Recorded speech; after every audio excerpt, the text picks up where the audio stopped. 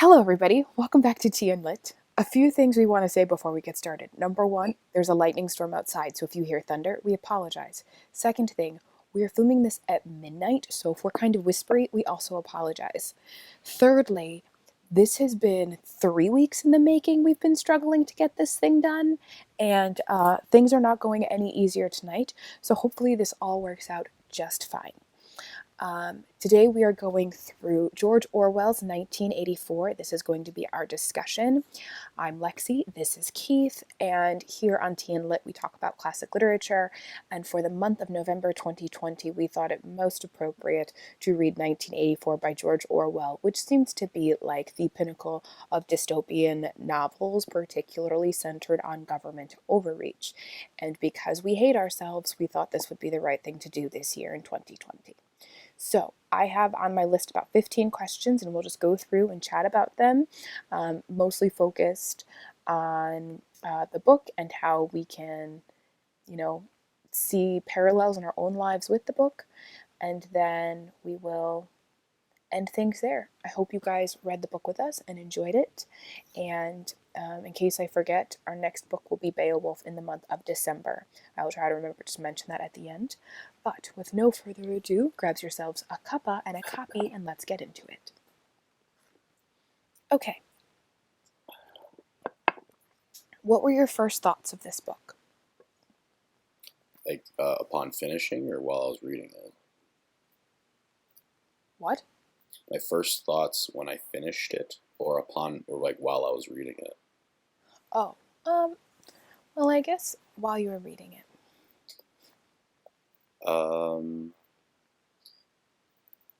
Kind of bored. Wow. I think a lot of it was really cool.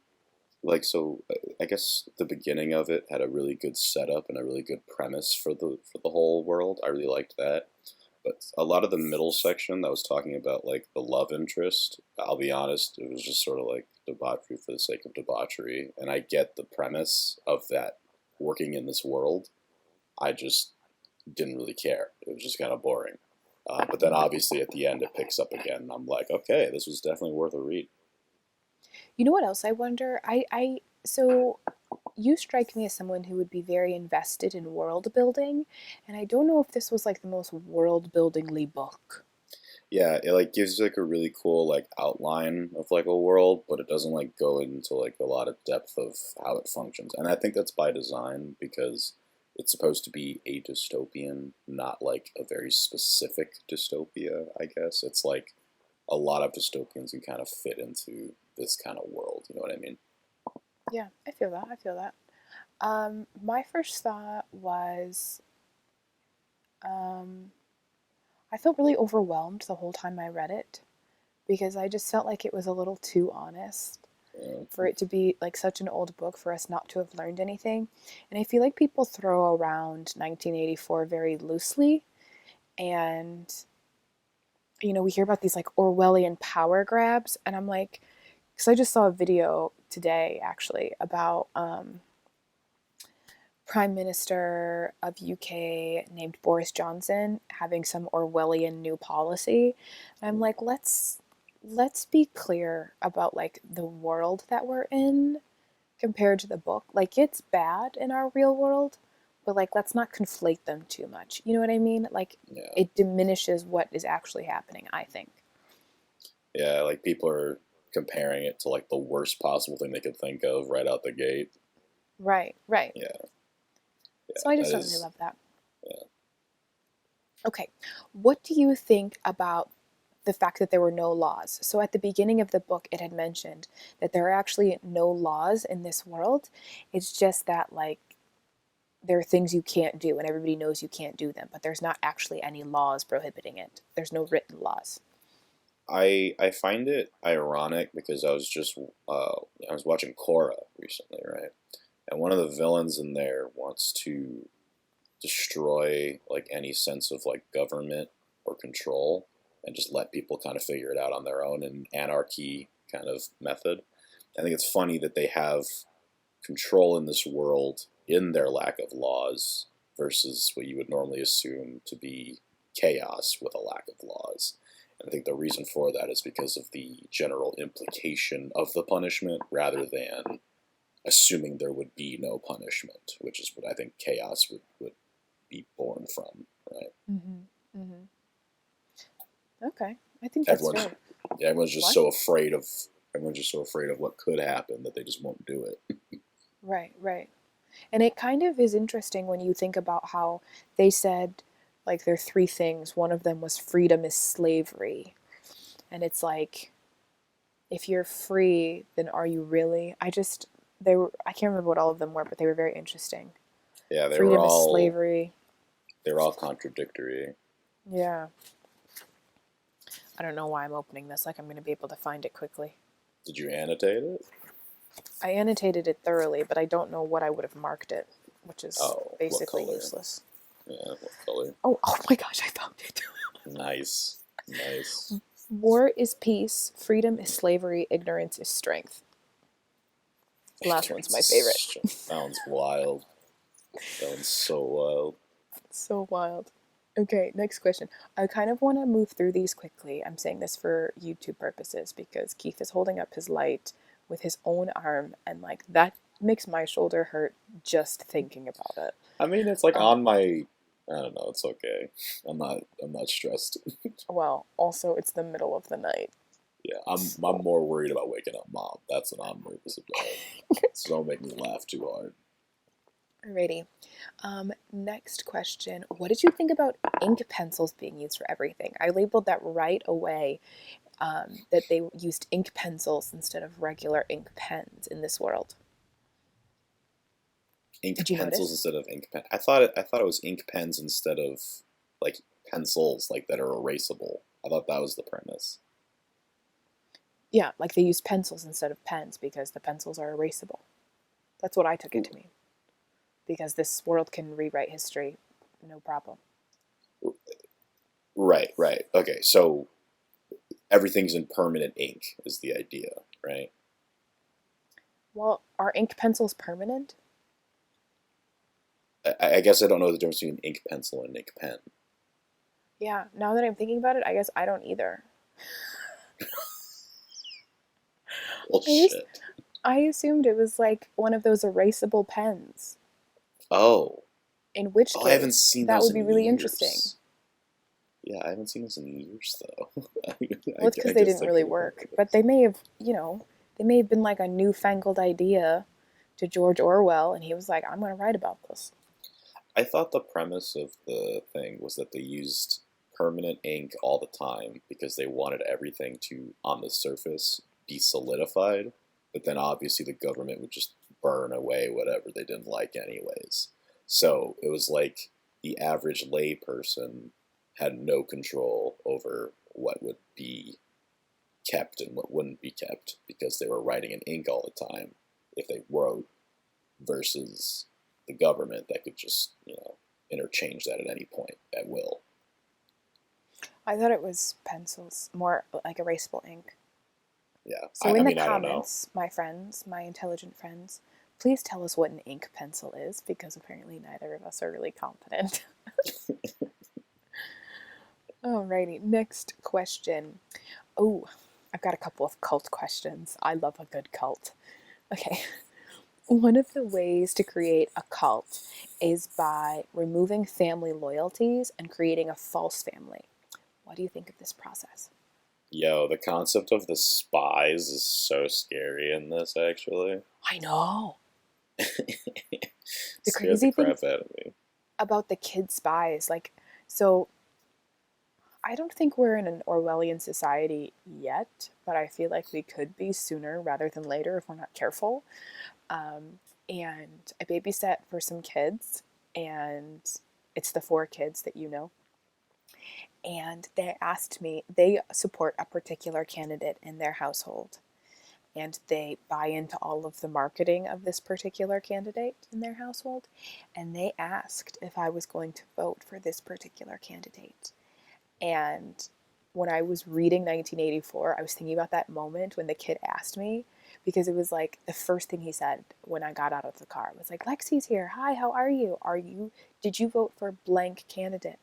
And I was like, I haven't voted yet, darling. This was like in summer, so I really hadn't voted yet. We have voted.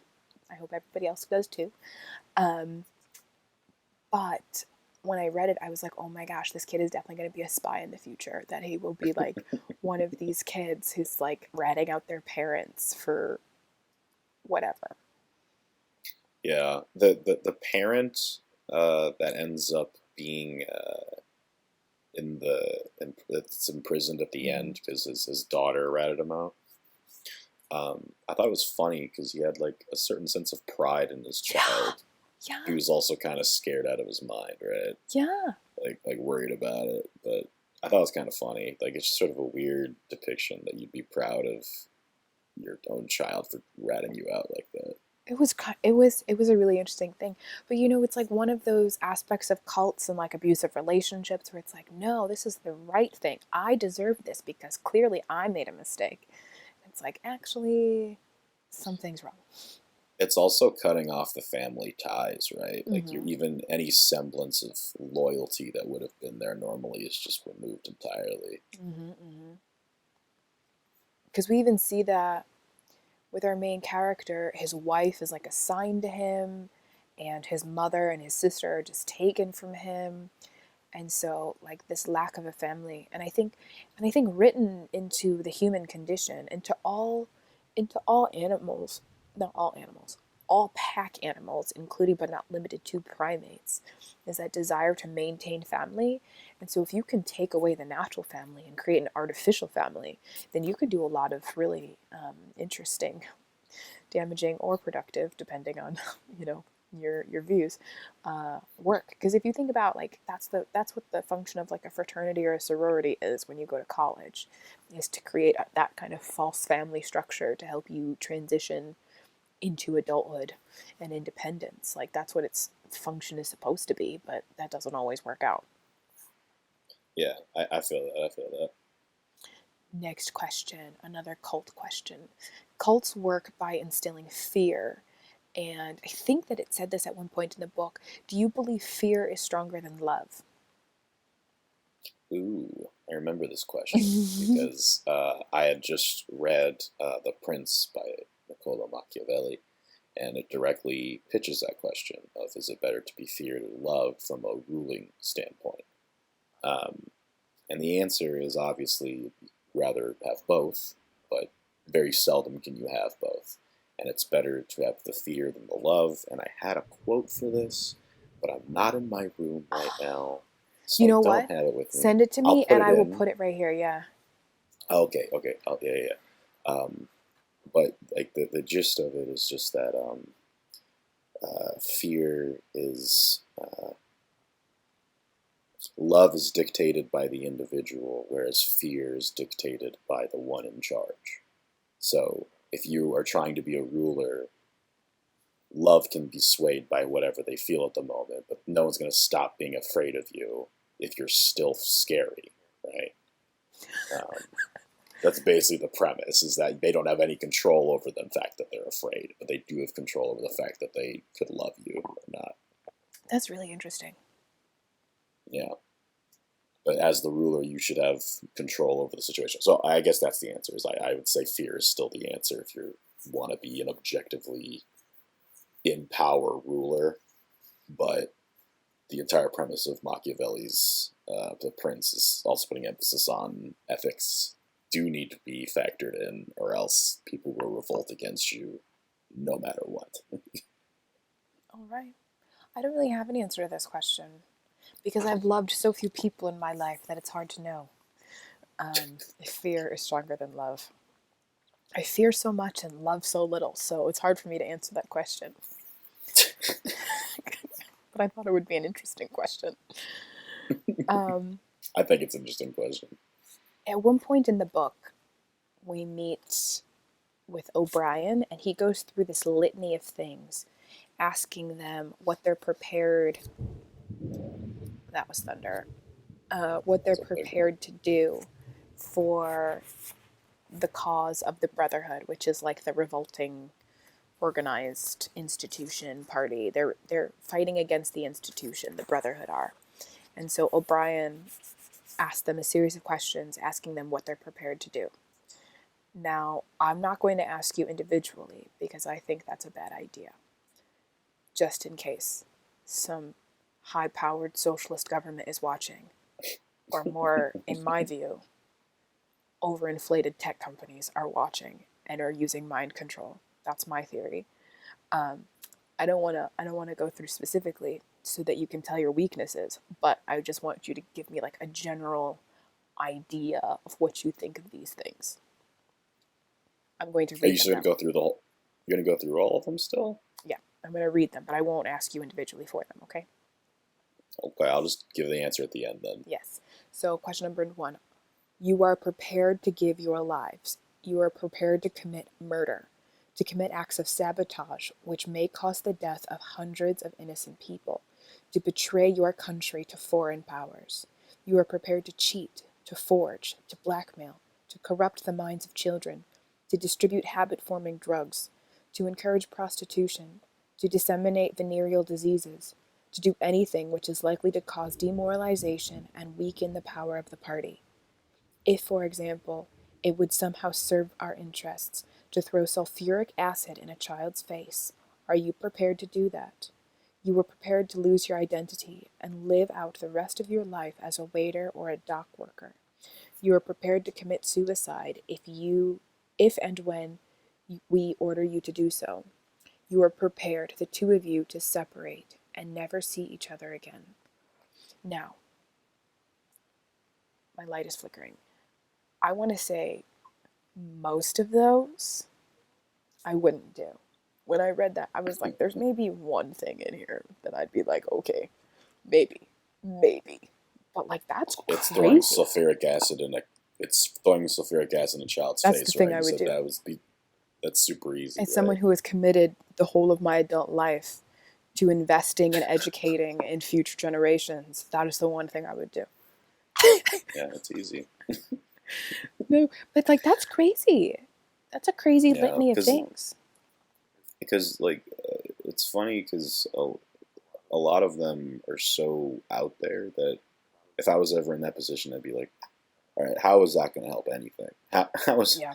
How is prostitution going to help anything? You know, like what's going How is on throwing here? sulfuric acid in a child's face going to help anything? Exactly. Yeah, exactly. Exactly. But it goes back to that I don't know. cult. Like, it's like, how far are you willing to blindly follow? How loyal are you prepared to be? Are you capable of making these choices? But that's exactly what it is, right? Is that you're requesting blind loyalty. And I think for any society that actually educates their people, blindly following is never the way to go. You know, you may Agreed. follow someone, but never blindly. You should always have a reason to believe what you believe and follow what you follow. But to just do it because you're told to, that's a sign of being uneducated, I feel. Agreed. Agreed. Always ask why. And that's something that I've often tried to invest in children is I encourage them, if you feel like I have, been unfair and a punishment, ask me why. If you feel that I've been unfair in not allowing you some privilege, ask me why. I always encourage them to ask why because I think it's one of the most important things we can do is to ask our governments and business and, our parents and our caretakers and whoever, why is this that way? And if they can't answer it, then you have to think critically yourself and say, well, maybe this isn't acceptable. So why can't we play at the park today, Lexi? Well, it's raining, sweetheart. We can't go outside in the rain because I don't want to. So that's why. That's why, friend. But like, it's important to train children to ask why, because we naturally ask why when we're about 2 years old. It's one of the reasons that age is like so difficult. But as we get older, are you about to sneeze? No, God bless you. I As just we coughed a get couple times. older, oh, as we get older, we don't ask why as much anymore. We'll just kind of say, oh, okay, that's just what it is. Oh, okay, I understand. Oh, okay. And that's not good. Yeah, Do you I guess disagree? it depends on. Well, I think it depends on the adults in your life at that time, because like some adults might, you know, because I said so be their reasoning. And if it's sort of like that, then yeah, you stop arguing after a certain point. You just accept the status quo. But I would say that there's a lot of people that I've known that would still constantly be asking questions, and it would piss a lot of adults off at the time, but they just didn't care. Like Alex, I mean, like, like some people just like would ask questions and didn't care, you know? I feel like for people who don't have the answers, the because I said so thing, it just proves that your point is invalid. Unless you're being I obnoxious. Like agree. when a kid asks why for the seventh time, like, I get it. I've had, you go down the path of insanity, but at some point it's like, just because, okay? It's 11 o'clock and you have to go to bed now because that's the right thing. And like sometimes that is the answer, but typically you should give them a couple of answers first, I think. Okay, Yeah, I think it's true. next question. How are we the victims of propaganda? So, propaganda was used quite a lot in this book, and it was really interesting to look at it. Pardon me. I love thinking about modern propaganda, both for business and for governments. So, excuse me, I'm just belching away over here. I'm so sorry. Um, how, ooh, how are we the victims of propaganda in today's world? Mm. I mean, we definitely still are.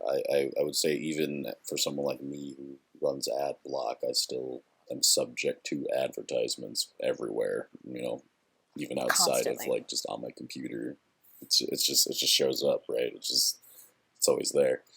Um, and I think the most annoying part of modern day propaganda is that it's almost more of like a quantity over quality type thing, and it's also more about programming you. Like when you have Mm-hmm. like the jingle in your head, but you don't even know what it's advertising for.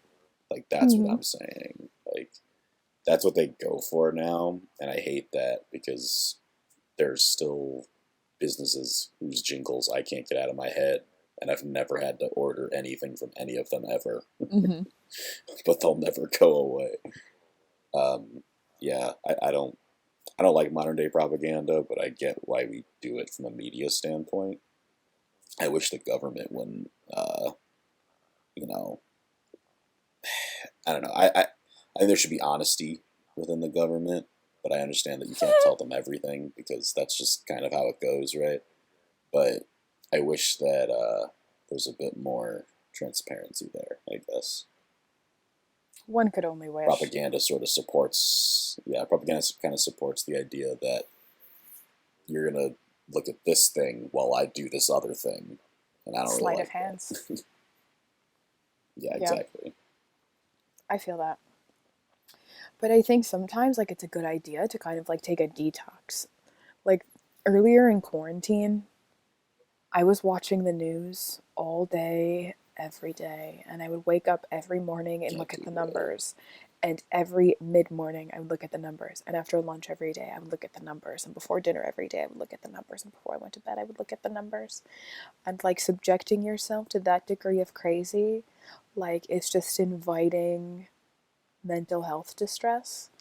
And I think part of it was that like I was watching the news literally all day. Like morning to night, I would sit in front of the TV, have the news on, and do my work.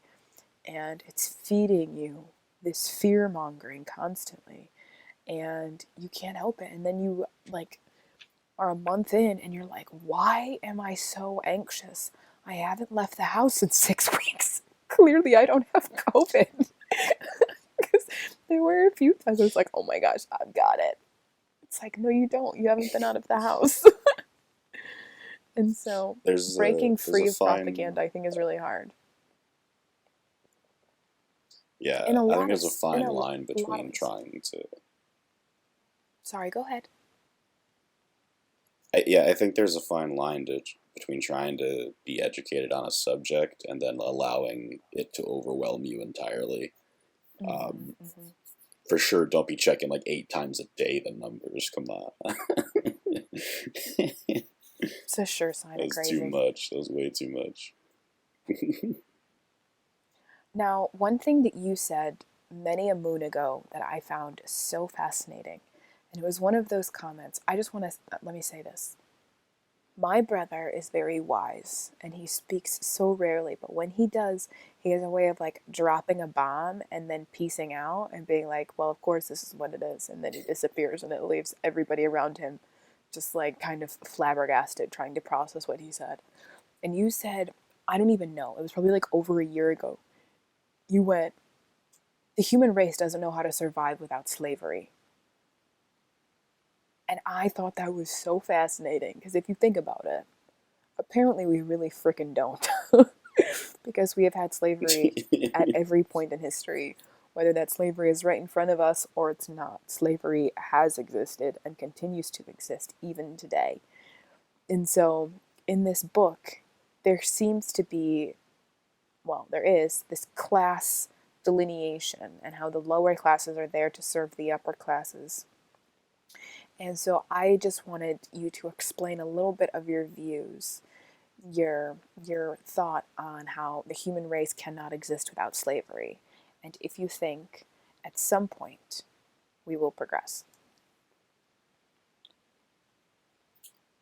Um, so I came to the quote because, um, there's so many points in history where there's some sort of form of people that are akin to slaves.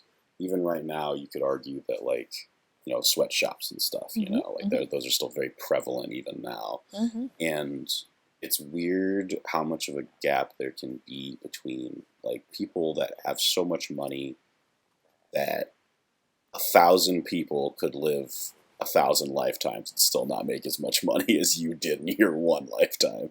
And that's crazy. That doesn't make any sense to me. That then on the other end of the spectrum, there are people that don't have clean water, right? Mm-hmm.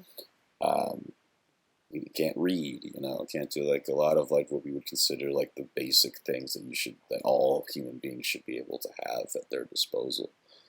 Um, and I think that the real reason that it's so to answer your question of do I ever think we'll get out of it, or if the human race can ever get to a point where they don't think that they need slavery? No, because I think I think that humanity as a species, uh, I always say wants to evolve. I think humans as a species are just we just like to evolve. That's our thing, right? Whether it's through technology or through society or through like our own physical abilities, like everyone picks their thing and decides to advance their mind, their body, their soul, whatever. Um, but the only way that we as people know how to determine that we've advanced is by comparing ourselves to those that are lower on the totem pole. People that are weaker than us, people that are dumber than us, people that are less wealthy than us. That's the only way we can tell. Because how can you tell if you're rich if there aren't poor people? Mm-hmm. Um, and I think it's like that for all aspects of life. Is that you are always going to compare yourself to other people, and if you compare yourself to them and be above all of them, then it's like you've succeeded as a human being. Is the theory on that matter? Um, kind of shitty, I guess. But I think I think that's my best rendition of what it truly means to be humane. To be humane is to be not a very kind person at the end of the day. Lordy Lord. Alrighty. In the middle of the book, there was this book inside of a book, which was so lovely, that I really loved. It kind of Yeah. made me feel like he probably wrote that and then wrote the book around it. It kind of had that sort of vibe where it was like it was too important that that's maybe where the story started. Basically, I could believe that. if you haven't read it, it's the manifesto of the leader of the opposition, basically explaining why the party is so corrupt but also inevitable. And at one point, he talks about the emotions of the party. So it says, even the humblest party member is expected to be competent, industrious, and even intelligent within narrow limits. But it is also necessary that he should be a credulous and ignorant fanatic, whose prevailing moods are fear, hatred, adulation, and orgastic triumph. And I just wanted to point that out because, as I said, I consume a lot of news, both mainstream and extreme, we'll say. Have a unique news watching experience every day. But I just love that it explains fear, hatred, adulation, and orgastic triumph, because sometimes you see these protests, riots, and you do get that sense like you need to be afraid of what's going on right now. You need to hate the other side. Like, go through that litany, and I think that that's where the fringes, I fancy to think it's the fringes of our current political system, that there are people on either side of the spectrum that are just on 12. And it's like, please don't smash the Barnes and Noble windows today. You know? What are your thoughts on that? Um, yeah, I definitely think that the best way for so like he talks about this in the book actually that the easiest way to control the people is to sort of give them a sense of Mm-hmm. a target, right, for all their hatred and stuff to go towards. Um, and I think that that is sort of stemming off of what you're saying here, is that having having specific things that I'm trying to think of a good example. I'm sorry, I'm at a loss for words here. Uh, That's okay, Brigadier. and I'm worried about trying to Navigate. like get too excited while I'm there, so I don't want to get too loud. Um, sorry. I guess the best I can say here is that having a specific target for the masses' hatred and the masses, you know, just resentment makes things a lot easier Mm-hmm. to control them. And I think that that's just evidence in Mm-hmm. this book too. We definitely see that throughout history. We see that today, but we'll talk about history. We've been rather conscious not to say who. Both of us are moderates. I do want to say that. Both of us are moderates. We both voted this past week, and we both voted for both sides of the aisle.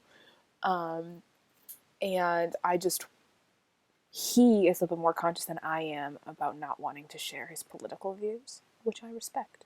So if you notice us trying to navigate a little bit difficult, trying not to be too honest, that's why we're struggling. Is that we don't want to be too honest about our political views. Listen, the political speak game Mm-hmm. of online sucks. If you want to have political speaks, political talks in person, I'm fine with that. However, online, I'm not about to have Well, I this think conversation. part of It's it not is a fun because there's time. so much nuance involved. As I said, we're both independents and we'll vote for Democrats and Republicans depending on, who's the most qualified for the job and all of those things. That you can't really have those discussion in 160 characters or less, so it makes it a little bit more challenging. It's much Exactly. easier if you can, share a beer and an hour of your time to discuss one issue. It's a lot simpler to do. Yeah. So if you find that we're struggling a little bit, that's why. Next question. How funny were the views on atomic bombs? So there were a few times atomic bombs were mentioned in the book, and he says something like, "Oh yeah, 10 years ago or 30 years ago, an atomic bomb went off, and now we're over there doing the business in that area, or like we're able to be in this area after 30 years." of a bomb going off. And I had to have a little chuckle because I Oh was like, to George yeah. Orwell, like he probably had no concept of like how long term the effects of an atomic bomb were. Yeah, no, the atom bomb doesn't just wipe out like a bunch of people and all of their buildings and everything they've ever known. It also just sort of eliminates the Yeah, ability to even be there yeah, for a prolonged period of time. God forbid any of the resources from that area yeah. are just tainted, you know? It's not destruction on your enemy, it's destruction on your enemy's like children and their children, like Generations. generations. It's like when they said like burn their Yeah, houses and salt their fields. yeah. Is that what the line was? Yeah, like it, there's a difference between trying to beat your opponent and then trying to like eliminate your opponent Existing. from ever Yeah. recovering I ever just thought it was again. so, I Yeah, thought it was a little and amusing because, you know, when the atom bomb was first it's being a little produced, they probably were unsettling. like, well, this is one big bomb and it's going to lay everything down. And, you know, then in a little while, people can rebuild if they choose to. And it said like that the UK was hit with like a ton of bombs. I can't remember what it said it exactly, but it said something about the UK being hit by a ton of bombs. I Yeah, feel like the whole of the UK could probably be wiped out with like 3 atomic bombs and then never exist again for like another 500 years. And so, but it's like one of those yeah. things where it's like how innocent you are that you don't even realize the significance of the atom bomb yet. And like, you know, we have the benefit of being 70 years in the future. We know what it is or whatever. I don't know exactly, but we we have that benefit that we can read that and be like, oh, aren't you precious? That's The one silver lining though is that since so if I would almost argue that if the atomic bomb was actually as weak as George Orwell thinks it was, then maybe we would have actually still been throwing mm-hmm, around the mm-hmm. bombs all the time. But the fact that it is as dangerous as it is, and we understand that's as dangerous as it is, and the fact that we haven't done it again, and cross our fingers we never do it again, Mm-hmm. anybody does it ever again. Um, I like to think, I like to hope that in that regard, maybe George Orwell didn't predict the Yeah, future, and we aren't going to end up in an yeah. Orwellian society, and that maybe There there's is hope hope for for us us yet. yet. Contradictory to my humanities talk a second ago. You can hold two thoughts together at the same time. Yeah, yeah. Is it? Am I? Was it Yes. Oh my double gosh. think? Is So, it? also in this book, since you've brought up doublethink, there's like this whole vocabulary doublethink and newspeak. Now, we're not getting into it just yet, but you kind of liked this book, and this book had me completely twisted for weeks. And every once in a while, you'll very casually bring up newspeak or doublethink, and it's like trauma comes back to me thinking about this book. It's me getting back at you every time you wear the Weeping Understandable. Angels Weeping shirt. Angels is a Doctor Who villain, and quite possibly the scariest of the Doctor Who villains. I have talked about Doctor Who on this channel before. It is one of our favorite shows, and I would highly encourage you watch it. Definitely starting with Tennant. And classic Doctor Who is great too. Okay, next question. Do you think the best books reinforce your views? So at one point he says that. Let me find my reference in here so I can read it in context. Excusez-moi. He says it was the product of a mind similar to his own. Oh, he's talking about the main character. What's his name? The main character's name The or main character's O'Brien? name. Do you hear that rain? It's really coming down. Yeah, it's downpouring all of a What is sudden. his name? I keep wanting to say Holden Couldn't Caulfield. tell you his Wrong name. book. Winston. I don't Winston. remember. Okay. Winston Smith. Winston. That's what it was. Winston is talking about after he just finished reading that book written by the leader of the opposition. And he says, it was the product of a mind similar to his own, but enormously more powerful, more systematic, less fear ridden, the best books he perceived are those that tell you what you already know. What do you think? Do you think the best books are the ones that tell you what you already know? I think within that context, what he's saying though is that it's great to be able to put more eloquent words to what you were already thinking, Yeah. which I do agree with. Certainly, reading this Mhm. did that for me. Like you already kind of have a lot of distrust of getting too big, but reading it helped you understand why. But I don't think I could say those are the best books. And the best books are the ones that directly counter a lot of your Challenging. ideas. And I can't really say that because I don't read a lot of nonfiction, so maybe that's not even fair. But just like if I'm searching for something online, it's usually just because like Mm-hmm. I want to learn something, and if I'm not going to learn anything from the book, um, I won't say there wasn't a point. I just think there's less of a point, I guess, I comparatively. agree. I feel like I have very strong opinions on everything, and I don't. I don't typically enjoy books that are just going to reinforce what I already know. I want to expand my mind and be challenged, and so I'm far more inclined to appreciate a book that pushes my thought boundaries more than a book that just reinforces them. That's my view. Yeah. Um, at one point, he explains the high, middle, and low of economic stratification. And one of the things that I thought was really interesting is that the function of the highs is to stay in power, the function of the middles is to become in power, and the function of the lows really ultimately is to be manipulated by the highs and the middles in their own power struggle. And it felt very much reflective of our current situation in the world and how you have people, and the lows are the majority, but they are manipulated most and the most disenfranchised out of everybody within the hierarchy. And I thought it was really interesting to read how that was explained and to think about how that's reflected today. So go ahead.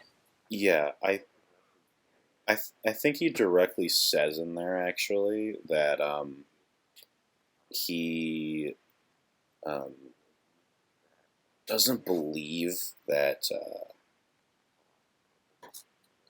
Okay, bye.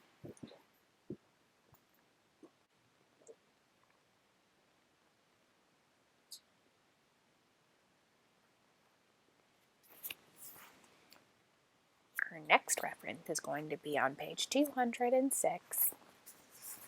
I do have a video coming out at some point with my annotations in case you guys are curious about that. Because I do love to annotate. You can see all my annotations here. Okay, where were we? Sorry, what was the last question?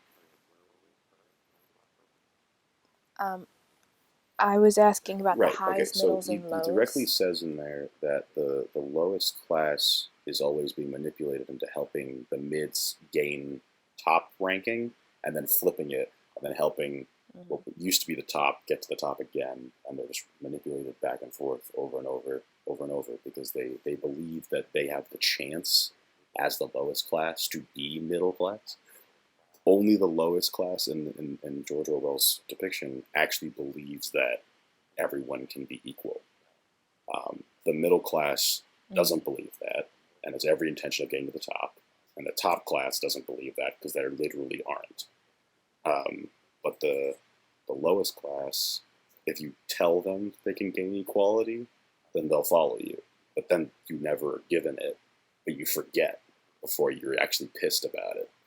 So then you just wait long enough for it to flip on its head again, and then it's a cycle. It happens all over again. Mm-hmm.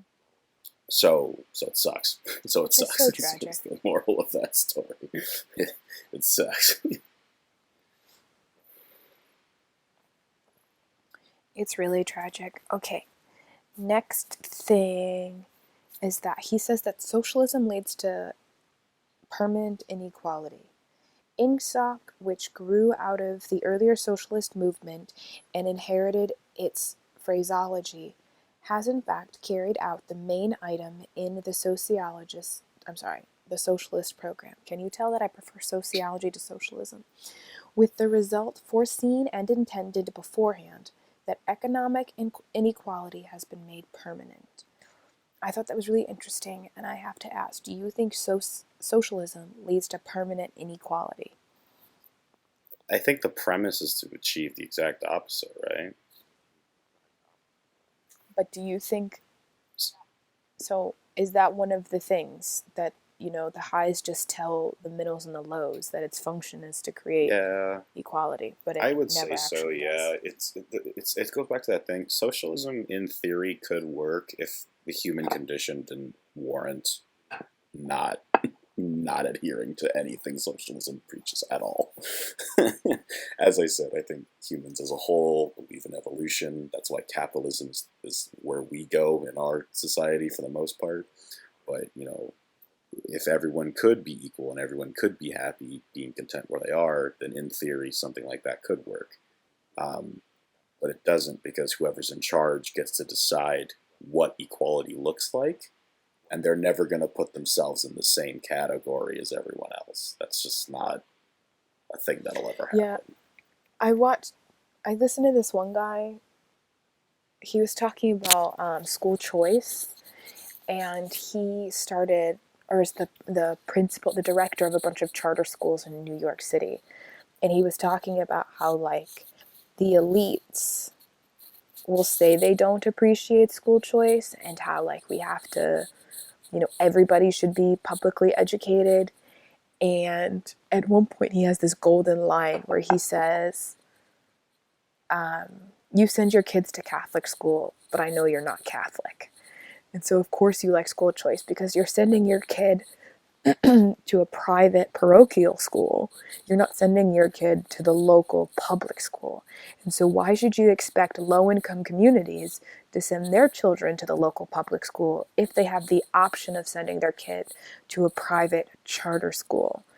And so he was at a fundraiser for charter schools, for New York charter schools. And I just thought the way he zinged that line, I know y'all ain't Catholic and you're sending your kids to Catholic school, I thought was really, really, really amusing That is and pretty valid. interesting. Um, Next thing is, do you believe we have controlled insanity? I think at one point it mentions that. Do you think we are in a state of controlled insanity? Mm, I guess is one way to word it. I think that we don't make sense in our decision making for sure, which is insane in and of itself. And that being said, we're still subject to the governmental bias. I don't know. I don't think I actually thought about that too much when I read it originally, to be honest. That's okay. I don't think we're in controlled insanity. I think we had controlled insanity up until relatively recently, but I think the genie is out of the bottle now and we just have insanity. It's not controlled anymore. That's what I think. I think if we're in a place where you're going to break the windows of a Barnes and Noble, like sanity has left the building. Control has I left the think, building. Why are you busting a yeah, Barnes and yeah. Noble? I took a personal offense to that, as you can see. Why are you going after bookstores? This is the thing. So in our local community, when the riots were happening, somebody had busted a Barnes and Noble and our local bookstore, but our local bookstore was okay. I think our Barnes and Noble was okay. But I'm thinking to myself, if I'm going to be rioting, and if I'm going to go through the effort of breaking the windows at bookstores, I'm definitely going to loot them.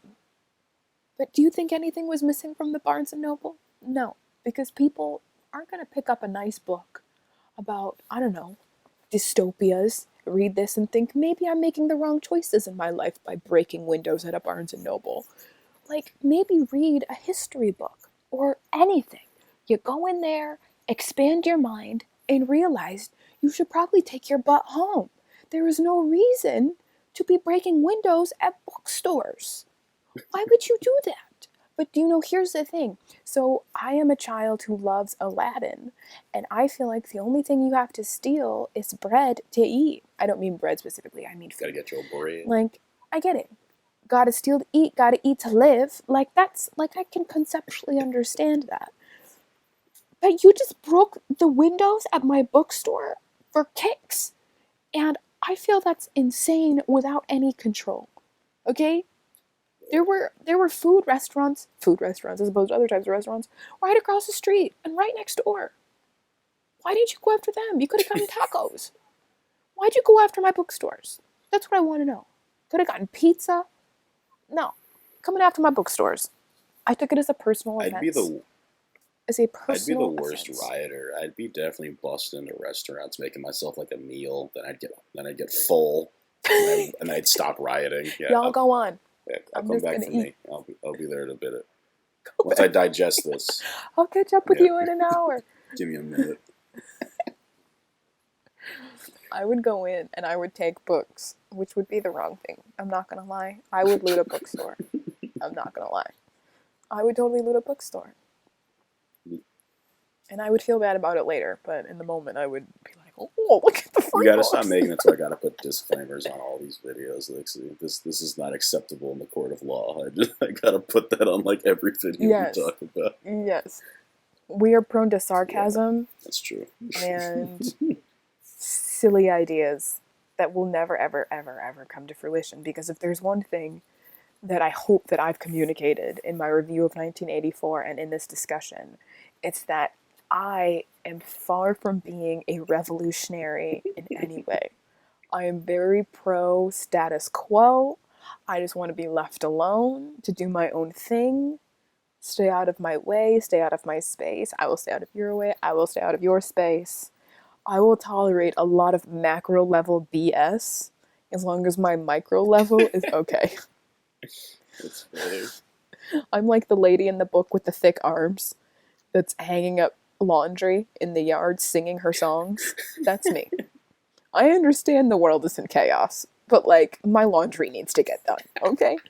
So as long as everybody leaves me alone and I can cook and I can do my laundry in peace, everything's fine. I only get upset when something directly impacts me, like a missing measuring cup. That will put me over. That'll put me over. That's a real story that one day we will share with you all. The chaos of the measuring cup. Okay. Now let's conclude. Okay? We've been at this for probably about an hour. I don't know. And my battery's gonna die soon, so now's a good time. Yeah. What is the number one lesson you learned from this book? That we're all fucked. That there's no point to anything. That's what I felt too. Because I definitely, like, while reading it, so one of the things, we don't talk to each other about the book before we do this discussion. So instead, we both talk to our dad, who just has to listen to us. And the whole time, I'm like, Dad, I can't do it anymore. Dad, this is so bad. Dad, it's so horrible. And at the end, I was just like, just like completely dead from this book. And yeah, the number one lesson I learned is that we're all screwed and that there's no hope for human existence whatsoever. And, there's just nothing to look forward to, except for next month's book is Beowulf, which is one of my favorites. So, in a dark world, in the year 2020, when things are on fire, figuratively and literally, at least we have a really great book to look forward to next month. Here. Here. Anything else you wanted to say before we head out? Just how funny I think it is that you talked to Dad so much about 1984. Meanwhile, I was mostly talking to him about Dorian Gray whenever that was one I couldn't shut up about, talking to him about. Looking forward to Beowulf for sure. I just finished it, so. I bet that's very much a reflection of, like, our views on things. So, like, I think one of the things you really loved about Dorian Gray was, like, the linguistics of it. And it's not the first Victorian novel I've read, so I knew that I loved the linguistic structure of Dorian Gray. And I do appreciate very much Dorian Gray and the philosophy, which I know you also love. But as somebody who pays a lot of attention to politics, and current events, this book was just a little too realistic for me for it to be acceptable. It was just like a little too real. It was a little too timely. I imagine if I read this in 2019, it would have been it would have been a completely different read than reading it in 2020. You were so villainous. Okay, friends. It's We'll catch that's you my later. big brother. Thank you so much interpretation. for watching. And we will see you. I mean, we'll probably see you tomorrow in a video, but we will definitely see you for Beowulf in the month of December. And good luck out there. Stay safe and stay home. Yeah. Because you're probably safer there. Unless home is unsafe, then go to a different home where you're more safe. I don't want people stuck. I Ooh, saw like it one. too. I don't want people stuck in bad situations, okay? That's my little 2 cents on that. Good Good night. night.